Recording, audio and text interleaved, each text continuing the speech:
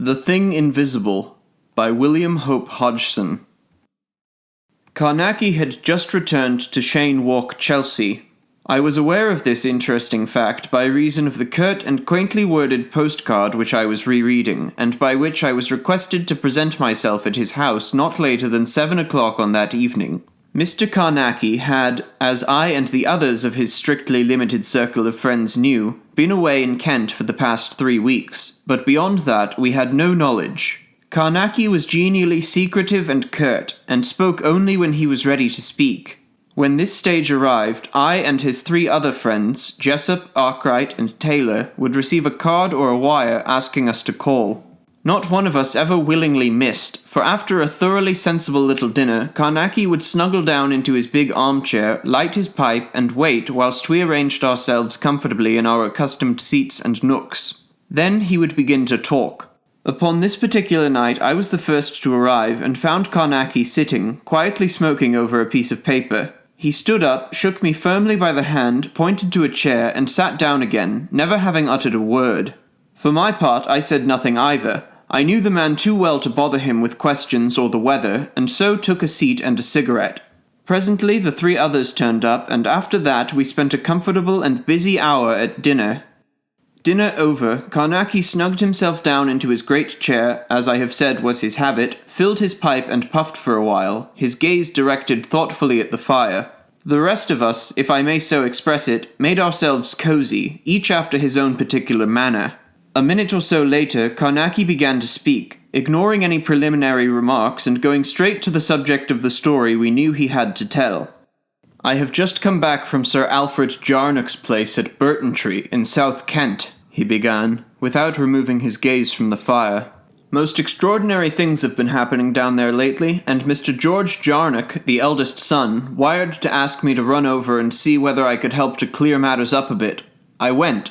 When I got there, I found that they have an old chapel attached to the castle, which has had quite a distinguished reputation for being what is popularly termed haunted. They have been rather proud of this, as I managed to discover, until quite lately when something very disagreeable occurred, which served to remind them that family ghosts are not always content, as I might say, to remain purely ornamental. It sounds almost laughable, I know, to hear of a long-respected supernatural phenomenon growing unexpectedly dangerous, and in this case the tale of the haunting was considered as little more than an old myth, except after nightfall, when possibly it became more plausible seeming. But however this may be, there is no doubt at all but that what I might term the haunting essence which lived in the place had suddenly become dangerous. Deadly dangerous, too, the old butler being nearly stabbed to death one night in the chapel with a peculiar old dagger. It is, in fact, this dagger which is popularly supposed to haunt the chapel. At least, there has always been a story handed down in the family that this dagger would attack any enemy who should dare to venture into the chapel after nightfall. But of course, this had been taken with just about the same amount of seriousness that people take most ghost tales, and that is not usually of a worryingly real nature. I mean that most people never quite know how much or how little they believe of matters abhuman or abnormal, and generally they never have an opportunity to learn. And indeed, as you are all aware, I am as big a skeptic concerning the truth of ghost tales as any man you are likely to meet, only I am what I might term an unprejudiced skeptic. I am not given to either believing or disbelieving things on principle, as I have found many idiots prone to be, and what is more, some of them not ashamed to boast of the insane fact. I view all reported hauntings as unproven until I have examined into them, and I am bound to admit that 99 cases in 100 turn out to be sheer bosh and fancy. But the 100th? Well, if it were not for the 100th, I should have very few stories to tell you, eh? Of course, after the attack on the butler, it became evident that there was at least something in the old story concerning the dagger, and I found everyone in a half-belief that the queer old weapon did really strike the butler, either by the aid of some inherent force, which I found them peculiarly unable to explain, or else in the hand of some invisible thing or monster of the outer world. From considerable experience, I knew that it was much more likely that the butler had been knifed by some vicious and quite material human. Naturally, the first thing to do was to test this probability of human agency, and I set to work to make a pretty drastic examination of the people who knew most about the tragedy. The result of this examination both pleased and surprised me, for it left me with very good reasons for belief that I had come upon one of those extraordinary, rare, true manifestations of the extrusion of a force from the outside. In more popular phraseology, a genuine case of haunting. These are the facts. On the previous Sunday evening but one, Sir Alfred Jarnock's household had attended family service, as usual, in the chapel. You see, the rector goes over to officiate twice each Sunday after concluding his duties at the public church about 3 miles away. At the end of the service in the chapel, Sir Alfred Jarnock, his son Mr. George Jarnock, and the rector had stood for a couple of minutes talking, whilst old Bellet the butler went round putting out the candles. Suddenly, the rector remembered that he had left his small prayer book on the communion table in the morning. He turned and asked the butler to get it for him before he blew out the chancel candles. Now, I have particularly called your attention to this because it is important in that it provides witnesses in a most fortunate manner at an extraordinary moment. You see, the rector's turning to speak to Bellet had naturally caused both Sir Alfred Jarnock and his son to glance in the direction of the butler, and it was at this identical instant and whilst all three were looking at him that the old butler was stabbed. There, full in the candlelight, before their eyes. I took the opportunity to call early upon the rector after I had questioned Mr. George Jarnock, who replied to my queries in place of Sir Alfred Jarnock, for the older man was in a nervous and shaken condition as a result of the happening, and his son wished him to avoid dwelling upon the scene for as much as possible. The rector's version was clear and vivid, and he had evidently received the astonishment of his life. He pictured to me the whole affair, Bellet up at the chancel gate going for the prayer book and absolutely alone, and then the blow out of the void, he described it, and the force prodigious, the old man being driven headlong into the body of the chapel. Like the kick of a great horse, the rector said, his benevolent old eyes bright and intense with the effort he had actually witnessed, in defiance of all that he had hitherto believed. When I left him, he went back to the writing which he had put aside when I appeared. I feel sure that he was developing the first unorthodox sermon that he had ever evolved. He was a dear old chap, and I should certainly like to have heard it. The last man I visited was the butler. He was, of course, in a frightfully weak and shaken condition, but he could tell me nothing that did not point to there being a power abroad in the chapel. He told me the same tale in every minute particle that I had learned from the others. He had just been going up to put out the altar candles and fetch the rector's prayer book when something struck him an enormous blow high up on the left breast, and he was driven headlong into the aisle. Examination had shown that he had been stabbed by the dagger, of which I will tell you more in a moment, that always hung above the altar. The weapon had entered, fortunately some inches above the heart, just under the collarbone, which had been broken by the stupendous force of the blow, the dagger itself being driven clean through the body and out through the scapula behind. The poor old fellow could not talk much, and I soon left him, but what he had told me was sufficient to make it unmistakable that no living person had been within yards of him when he was attacked. And, as I knew, this fact was verified by 3 capable and responsible witnesses, independent of Bellet himself.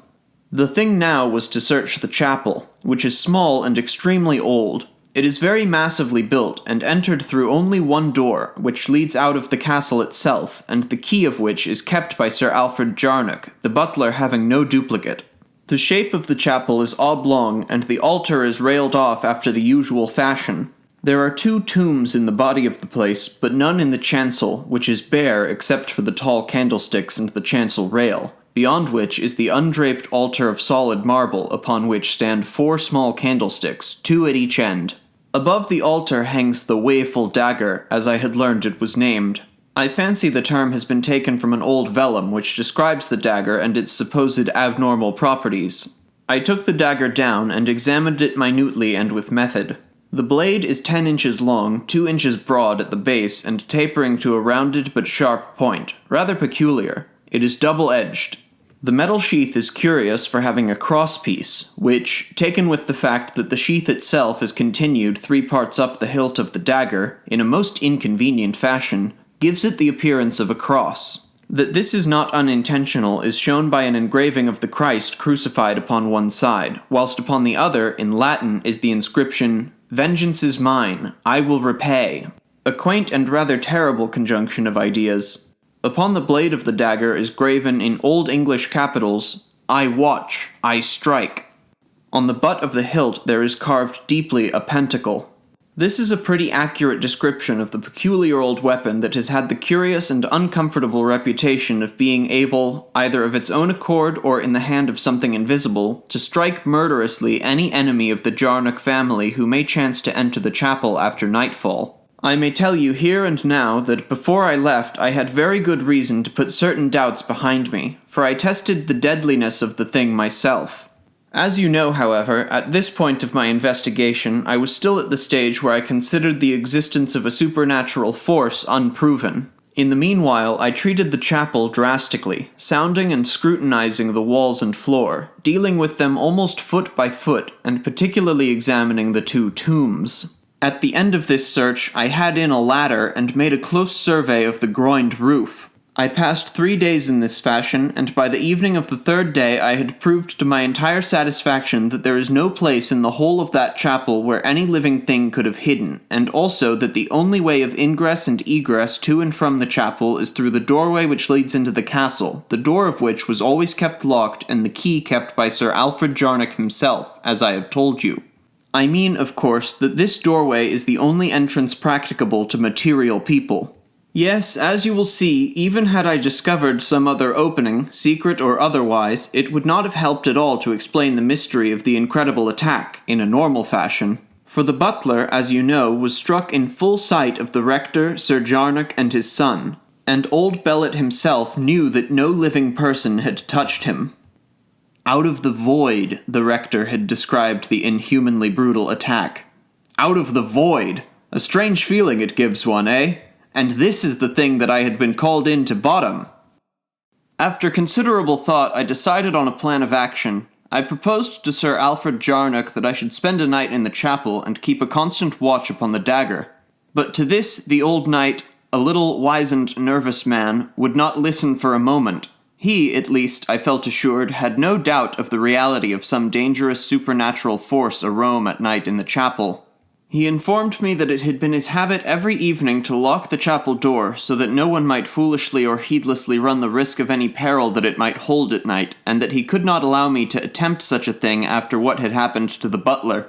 I could see that Sir Alfred Jarnock was very much in earnest, and would evidently have held himself to blame had he allowed me to make the experiment and any harm come to me, so I said nothing in argument. And, presently, pleading the fatigue of his years and health, he said good night and left me, having given me the impression of being a polite but rather superstitious old gentleman. That night, however, whilst I was undressing, I saw how I might achieve the thing I wished, and be able to enter the chapel after dark, without making Sir Alfred Jarnock nervous. On the morrow, when I borrowed the key, I would take an impression, and have a duplicate made. Then, with my private key, I could do just what I liked. In the morning, I carried out my idea. I borrowed the key as I wanted to take a photograph of the chancel by daylight. When I had done this, I locked up the chapel and handed the key to Sir Alfred Jarnock, having first taken an impression in soap.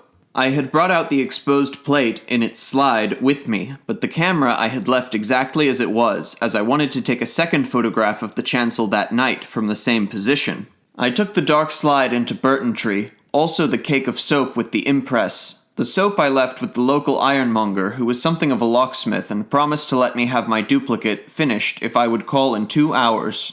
This I did, having in the meanwhile found out a photographer where I developed the plate and left it to dry, telling him I would call next day. At the end of the 2 hours I went for my key and found it ready, much to my satisfaction. Then I returned to the castle.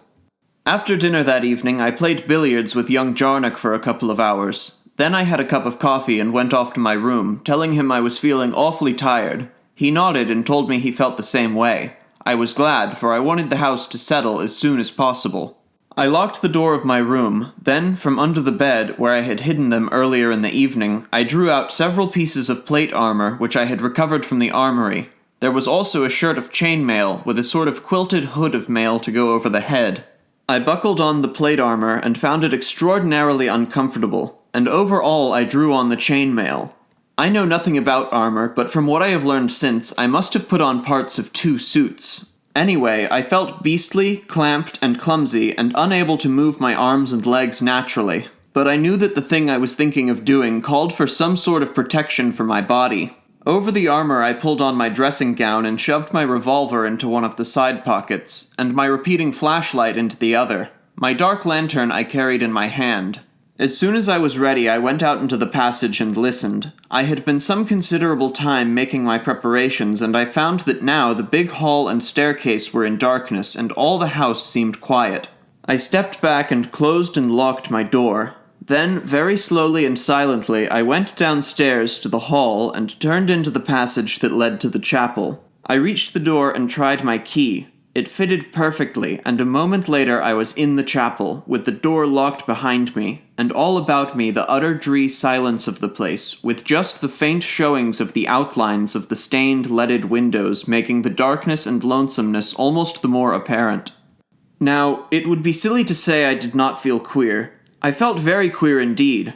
You just try, any of you, to imagine yourself standing there in the dark silence and remembering not only the legend that was attached to the place, but what had really happened to the butler only a little while gone.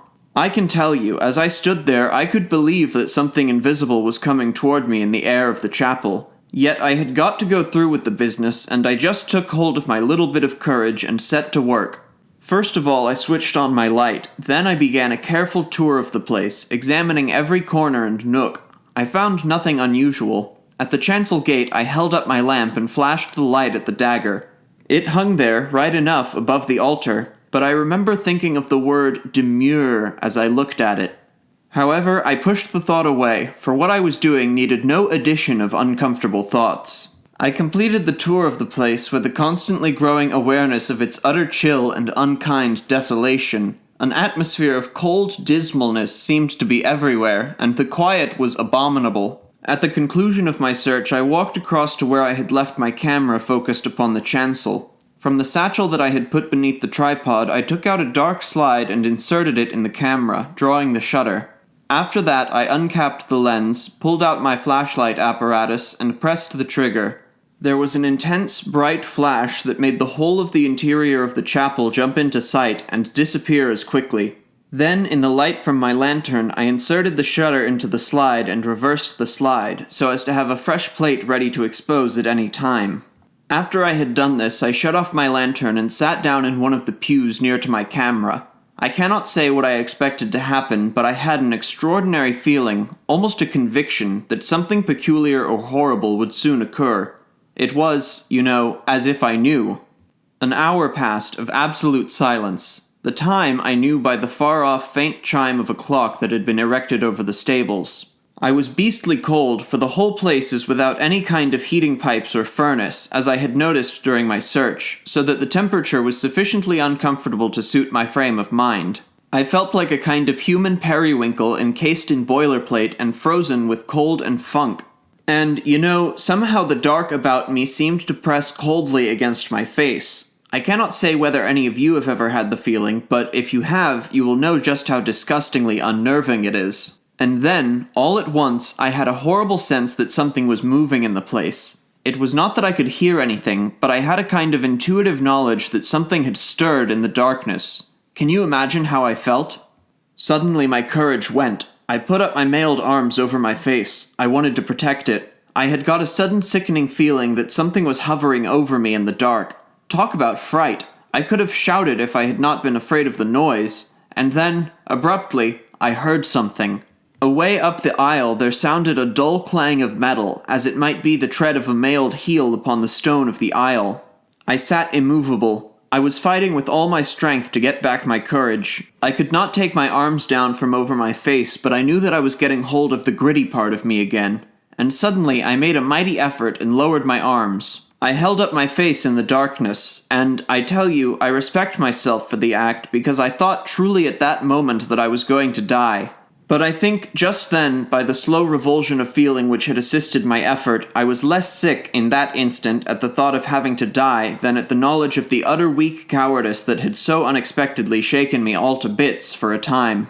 Do I make myself clear? You understand, I feel sure, that the sense of respect which I spoke of is not really unhealthy egotism, because, you see, I am not blind to the state of mind which helped me. I mean that if I had uncovered my face by a sheer effort of will, unhelped by any revulsion of feeling, I should have done a thing much more worthy of mention. but even as it was, there were elements in the act worthy of respect. You follow me, don't you? And, nothing touched me after all, so that in a little while I had got back a bit to my normal and felt steady enough to go through with the business without any more funking. I dare say a couple of minutes passed, and then, away up near the chancel, there came again that clang, as though an armored foot stepped cautiously. By Jove, but it made me stiffen. And suddenly the thought came that the sound I heard might be the rattle of the dagger above the altar. It was not a particularly sensible notion, for the sound was far too heavy and resonant for such a cause. Yet, as can be easily understood, my reason was bound to submit somewhat to my fancy at such a time. I remember now that the idea of that insensate thing becoming animate and attacking me did not occur to me with any sense of possibility or reality. I thought, rather, in a vague way, of some invisible monster of outer space fumbling at the dagger. I remembered the old rector's description of the attack on the butler, of the void, and he had described the stupendous force of the blow as being like the kick of a great horse. You can see how uncomfortably my thoughts were running. I felt round swiftly and cautiously for my lantern. I found it close to me on the pew seat, and with a sudden, jerky movement I switched on the light. I flashed it up the aisle, to and fro across the chancel, but I could see nothing to frighten me. I turned quickly and sent the jet of light darting across and across the rear end of the chapel. Then, on each side of me, before and behind, up at the roof and down at the marble floor, but nowhere was there any visible thing to put me in fear. Not a thing that need have set my flesh thrilling. Just the quiet chapel, cold and eternally silent. You know the feeling. I had been standing whilst I sent the light about the chapel, but now I pulled out my revolver, and then, with a tremendous effort of will, switched off the light, and sat down again in the darkness to continue my constant watch.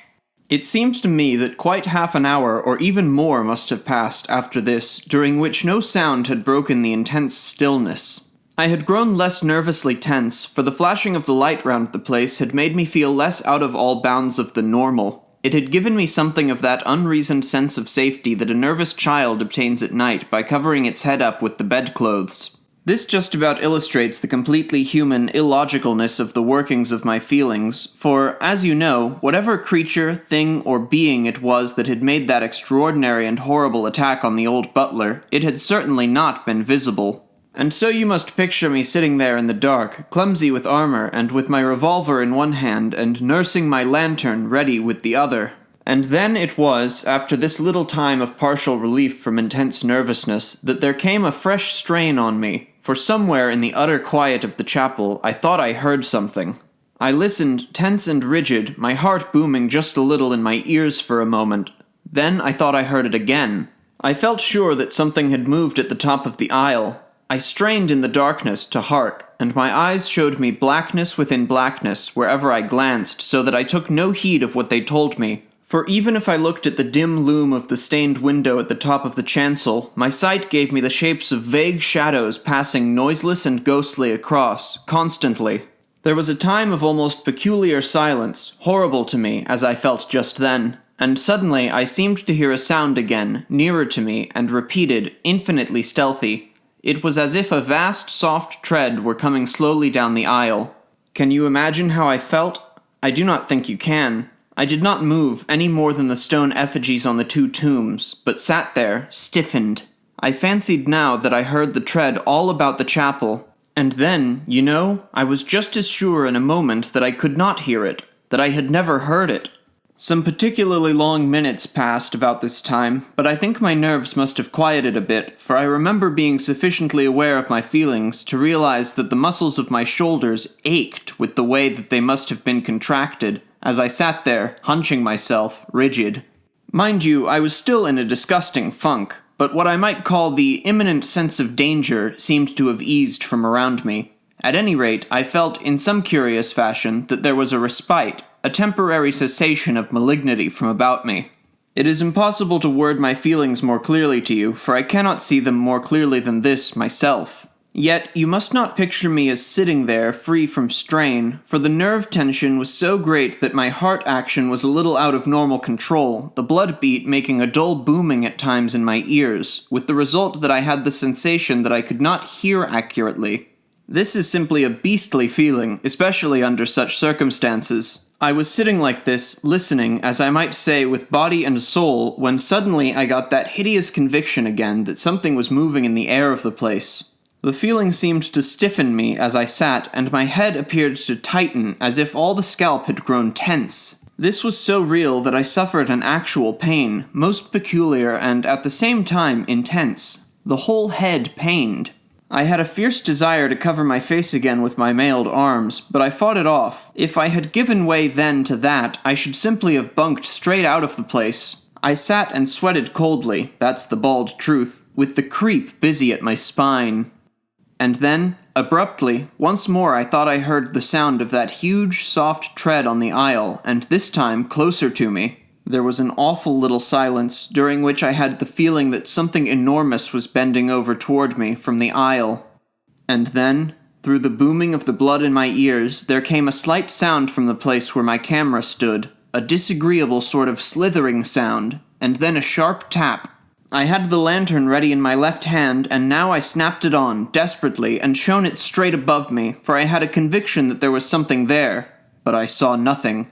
Immediately I flashed the light at the camera and along the aisle, but again there was nothing visible. I wheeled round, shooting the beam of light in a great circle about the place. To and fro I shone it, jerking it here and there, but it showed me nothing. I had stood up the instant that I had seen that there was nothing in sight over me, and now I determined to visit the chancel and see whether the dagger had been touched. I stepped out of the pew into the aisle, and here I came to an abrupt pause, for an almost invincible, sick repugnance was fighting me back from the upper part of the chapel. A constant, queer prickling went up and down my spine, and a dull ache took me in the small of the back as I fought with myself to conquer this sudden new feeling of terror and horror. I tell you that no one who has not been through these kinds of experiences has any idea of the sheer, actual physical pain attendant upon and resulting from the intense nerve strain that ghostly fright sets up in the human system. I stood there feeling positively ill, but I got myself in hand, as it were, in about half a minute, and then I went, walking, I expect, as jerky as a mechanical tin man, and switching the light from side to side, before and behind, and over my head, continually.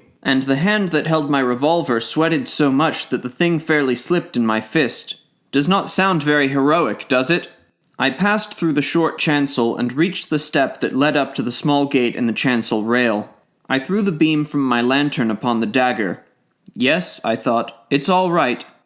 Abruptly, it seemed to me that there was something wanting, and I leaned forward over the chancel gate to peer, holding the light high.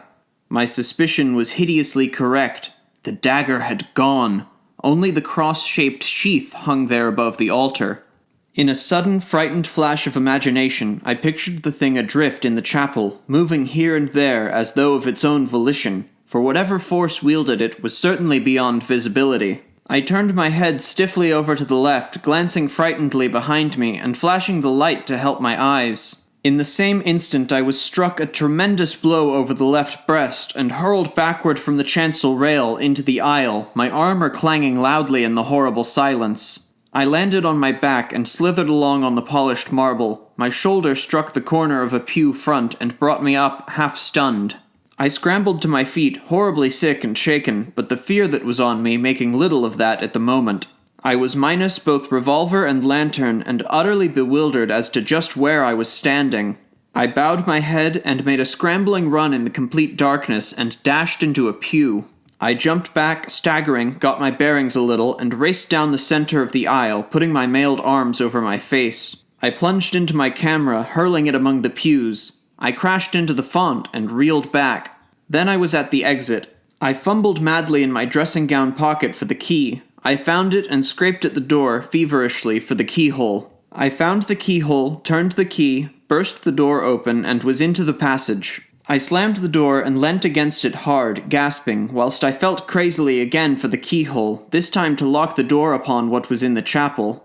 I succeeded, and began to feel my way stupidly along the wall of the corridor. Presently I had come to the big hall, and so in a little to my room. In my room I sat for a while until I had steadied down something to the normal. After a time I commenced to strip off the armor. I saw then that both the chainmail and the plate armor had been pierced over the breast, and suddenly it came home to me that the thing had struck for my heart. Stripping rapidly, I found that the skin of the breast over the heart had just been cut sufficiently to allow a little blood to stain my shirt, nothing more. Only, the whole breast was badly bruised and intensely painful. You can imagine what would have happened if I had not worn the armor. In any case, it is a marvel that I was not knocked senseless. I did not go to bed all that night, but sat upon the edge, thinking and waiting for the dawn, for I had to remove my litter before Sir Alfred Jarnock should enter, if I were to hide from him the fact that I had managed a duplicate key. So, soon as the pale light of morning had strengthened sufficiently to show me the various details of my room, I made my way quietly down to the chapel. Very silently, and with tense nerves, I opened the door. The chill light of the dawn made distinct the whole place, everything seeming instinct with a ghostly, unearthly quiet. Can you get the feeling? I waited several minutes at the door, allowing the morning to grow, and likewise my courage, I suppose.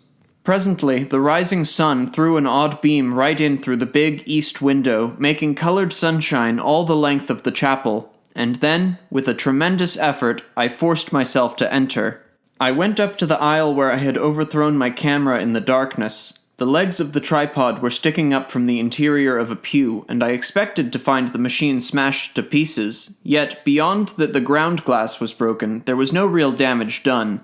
I replaced the camera in the position from which I had taken the previous photography, but the slide containing the plate I had exposed by flashlight I removed and put into one of my side pockets, regretting that I had not taken a second flash picture at the instant when I heard those strange sounds up in the chancel. Having tidied my photographic apparatus, I went to the chancel to recover my lantern and revolver, which had both, as you know, been knocked from my hands when I was stabbed. I found the lantern lying, hopelessly bent, with smashed lens, just under the pulpit. My revolver I must have held until my shoulder struck the pew, for it was lying there in the aisle, just about where I believe I cannoned into the pew corner. It was quite undamaged. Having secured these two articles, I walked up to the chancel rail to see whether the dagger had returned or been returned to its sheath above the altar. Before, however, I reached the chancel rail, I had a slight shock, for there on the floor of the chancel, about a yard away from where I had been struck, lay the dagger, quiet and demure upon the polished marble pavement. I wonder whether you will, any of you, understand the nervousness that took me at the sight of the thing. With a sudden, unreasoned action, I jumped forward and put my foot on it, to hold it there. Can you understand? Do you? And, you know, I could not stoop down and pick it up with my hands for quite a minute, I should think. Afterward, when I had done so, however, and handled it a little, this feeling passed away, and my reason, and also, I expect, the daylight, made me feel that I had been a little bit of an ass. Quite natural, though, I assure you, yet it was a new kind of fear to me. I'm taking no notice of the cheap joke about the ass. I am talking about the curiousness of learning in that moment a new shade or quality of fear that had hitherto been outside of my knowledge or imagination. Does it interest you? I examined the dagger minutely, turning it over and over in my hands, and never, as I suddenly discovered, holding it loosely. It was as if I were subconsciously surprised that it lay quiet in my hands. Yet even this feeling passed, largely, after a short while. The curious weapon showed no signs of the blow, except that the dull color of the blade was slightly brighter on the rounded point that had cut through the armor. Presently, when I had made an end of staring at the dagger, I went up the chancel step and in through the little gate. Then, kneeling upon the altar, I replaced the dagger in its sheath and came outside of the rail again, closing the gate after me and feeling awarely uncomfortable because the horrible old weapon was back again in its accustomed place. I suppose, without analyzing my feelings very deeply, I had an unreasoned and only half-conscious belief that there was a greater probability of danger when the dagger hung in its 5th-century resting place than when it was out of it.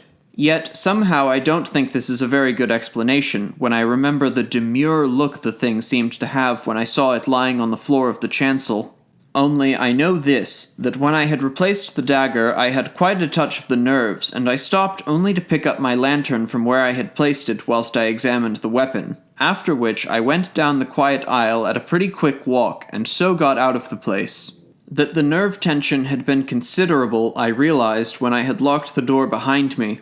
I felt no inclination now to think of old Sir Alfred as a hypochondriac because he had taken such hyper-seeming precautions regarding the chapel. I had a sudden wonder as to whether he might not have some knowledge of a long prior tragedy in which the dagger had been concerned. I returned to my room, washed, shaved, and dressed, after which I read a while. Then I went downstairs and got the acting butler to give me some sandwiches and a cup of coffee. Half an hour later I was heading for Burton Tree as hard as I could walk, for a sudden idea had come to me which I was anxious to test. I reached the town a little before 8:30 and found the local photographer with his shutters still up. I did not wait, but knocked until he appeared with his coat off, evidently in the act of dealing with his breakfast.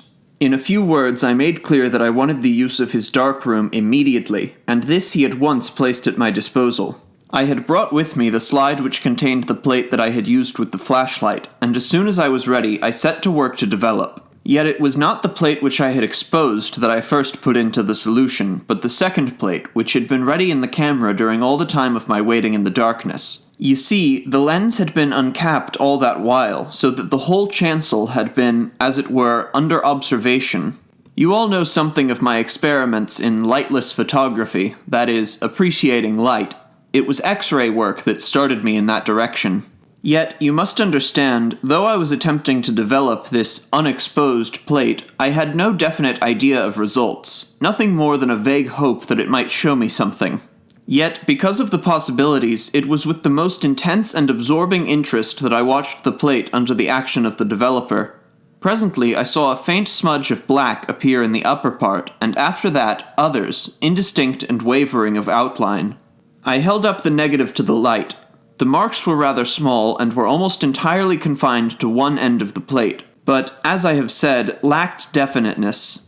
Yet, such as they were sufficient to make me very excited, and I shoved the thing quickly back into the solution. For some minutes further I watched it, lifting it out once or twice to make a more exact scrutiny, but could not imagine what the markings might represent, until it suddenly occurred to me that in one or two places they certainly had shapes suggestive of a cross-hilted dagger. Yet the shapes were sufficiently indefinite to make me careful not to let myself be over-impressed by the uncomfortable resemblance, though I must confess the very thought was sufficient to set some odd thrills adrift in me.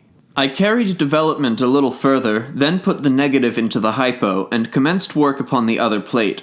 This came up nicely, and very soon I had a really decent negative that appeared similar in every respect, except for the difference of lighting, to the negative I had taken during the previous day. I fixed the plate, then, having washed both it and the unexposed one for a few minutes under the tap, I put them into methylated spirits for 15 minutes, after which I carried them into the photographer's kitchen and dried them in the oven.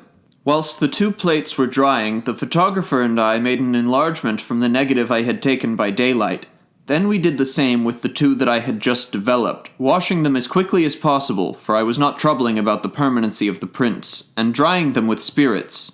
When this was done, I took them to the window and made a thorough examination, commencing with the one that appeared to show shadowy daggers in several places. Yet, though it was now enlarged, I was still unable to feel convinced that the marks truly represented anything abnormal, and because of this I put it on one side, determined not to let my imagination play too large a part in constructing weapons out of the indefinite outlines. I took up the two other enlargements, both of the chancel, as you will remember, and commenced to compare them.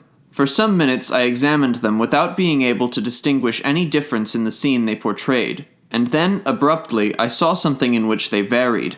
In the second enlargement, the one made from the flashlight negative, the dagger was not in its sheath. Yet I had felt sure it was there but a few minutes before I took the photograph. After this discovery, I began to compare the two enlargements in a very different manner from my previous scrutiny. I borrowed a pair of calipers from the photographer, and with these I carried out a most methodical and exact comparison of the details shown in the two photographs. Suddenly, I came upon something that set me all tingling with excitement. I threw the calipers down, paid the photographer, and walked out through the shop into the street.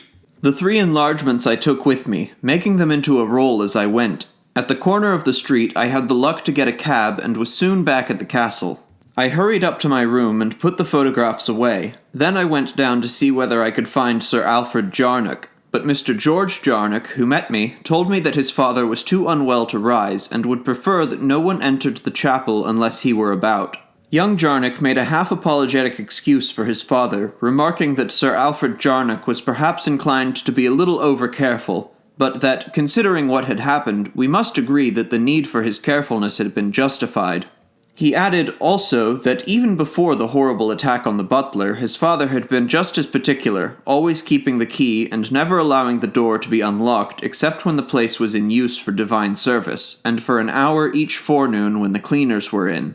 To all this I nodded understandingly, but when, presently, the young man left me, I took my duplicate key and made for the door of the chapel. I went in and locked it behind me, after which I carried out some intensely interesting and rather weird experiments. These proved successful to such an extent that I came out of the place in a perfect fever of excitement. I inquired for Mr. George Jarnock and was told that he was in the morning room. "Come along," I said when I had found him. "Please give me a lift. I've something exceedingly strange to show you." He was palpably very much puzzled, but came quickly. As we strode along, he asked me a score of questions, to all of which I just shook my head, asking him to wait a little. I led the way to the armory. Here I suggested that he should take one side of a dummy dressed in half-plate armor, whilst I took the other. He nodded, though obviously vastly bewildered, and together we carried the thing to the chapel door.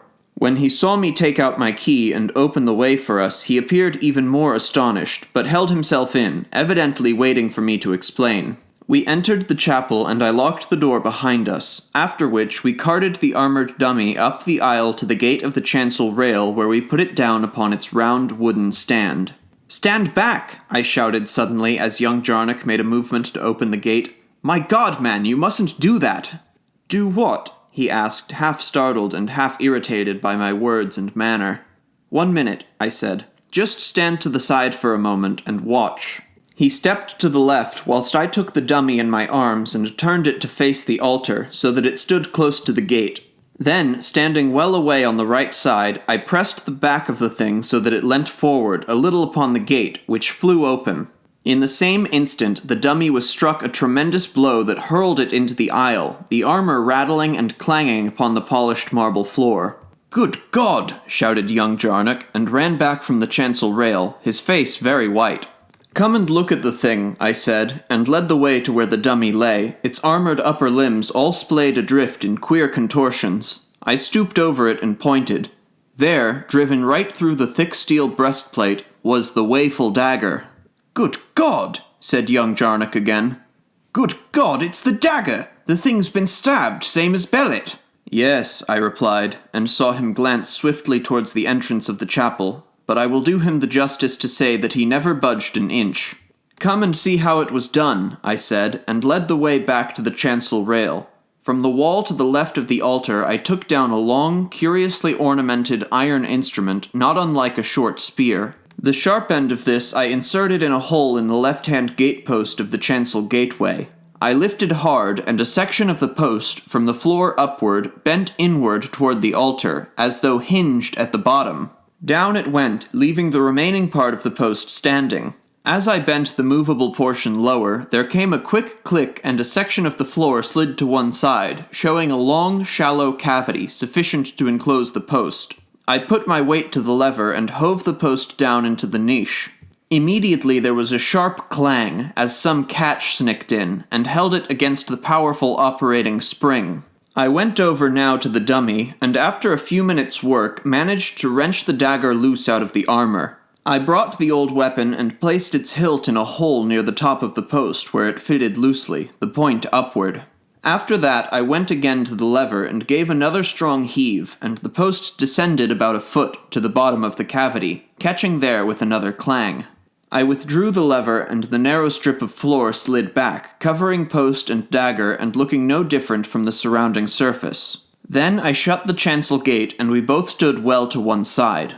I took the spear-like lever and gave the gate a little push so that it opened. Instantly there was a loud thud, and something sang through the air, striking the bottom wall of the chapel. It was the dagger. I showed Jarnock then that the other half of the post had sprung back into place, making the whole post as thick as the one upon the right-hand side of the gate. "There," I said, turning to the young man and tapping the divided post. "There's the invisible thing that used the dagger, but who the deuce is the person who sets the trap?" I looked at him keenly as I spoke. "My father is the only one who has a key," he said, "so it's practically impossible for anyone to get in and meddle." I looked at him again, but it was obvious that he had not yet reached out to any conclusion. "See here, Mr. Jarnock," I said, perhaps rather curter than I should have done, considering what I had to say. "Are you quite sure that Sir Alfred is quite balanced, mentally?" He looked at me, half frightenedly and flushing a little. I realized then how badly I put it. I don't know," he replied, after a slight pause, and was then silent, except for one or two incoherent half-remarks. "Tell the truth," I said. "Haven't you suspected something, now and again? You needn't be afraid to tell me." "Well," he answered slowly, "I'll admit I've thought father a little strange, perhaps, at times, but I've always tried to think I was mistaken. I've always hoped no one else would see it. You see, I'm very fond of the old governor." I nodded. "Quite right, too," I said. "There's not the least need to make any kind of scandal about this. We must do something, though, but in a quiet way. No fuss, you know. I should go and have a chat with your father, and tell him we've found out about this thing." I touched the divided post. Young Jarnock seemed very grateful for my advice, and after shaking my hand pretty hard, took my key and let himself out of the chapel. He came back in about an hour, looking rather upset. He told me that my conclusions were perfectly correct. It was Sir Alfred Jarnock who had set the trap, both on the night that the butler was nearly killed and on the past night. Indeed, it seemed that the old gentleman had set it every night for many years. He had learnt of its existence from an old manuscript book in the castle library. It had been planned and used in an earlier age as a protection for the gold vessels of the ritual, which were, it seemed, kept in a hidden recess at the back of the altar. This recess Sir Alfred Jarnock had utilized, secretly, to store his wife's jewelry. She had died some 12 years back, and the young man told me that his father had never seemed quite himself since. I mentioned to young Jarnock how puzzled I was that the trap had been set before the service on the night that the butler was struck. For, if I understood him aright, his father had been in the habit of setting the trap late every night and unsetting it each morning before anyone entered the chapel. He replied that his father, in a fit of temporary forgetfulness, natural enough in his neurotic condition, must have set it too early, and hence what had so nearly proved a tragedy. That is about all there is to tell. The old man is not, so far as I could learn, really insane in the popularly accepted sense of the word. He is extremely neurotic and has developed into a hypochondriac, the whole condition probably brought about by the shock and sorrow resultant on the death of his wife, leading to years of sad broodings and to overmuch of his own company and thoughts. Indeed, young Jarnock told me that his father would sometimes pray for hours together, alone in the chapel. Carnacki made an end of speaking and leant forward for a spill. "But you've never told us just how you discovered the secret of the divided post and all that," I said, speaking for the four of us. "Oh, that," replied Carnacki, puffing vigorously at his pipe. "I found, on comparing the photos, that the one taken in the daytime showed a thicker left-hand gatepost than the one taken at night by the flashlight. That put me onto the track. I saw at once that there might be some mechanical dodge at the back of the whole queer business, and nothing at all of an abnormal nature. I examined the post, and the rest was simple enough, you know. By the way," he continued, rising and going to the mantelpiece, "you may be interested to have a look at the so-called Wayful Dagger. Young Jarnock was kind enough to present it to me as a little memento of my adventure." He handed it round to us, and, whilst we examined it, stood silent before the fire, puffing meditatively at his pipe. "Jarnock and I made the trap so that it won't work," he remarked after a few moments. "I've got the dagger, as you see, and old Bellet's getting about again, so that the whole business can be hushed up decently.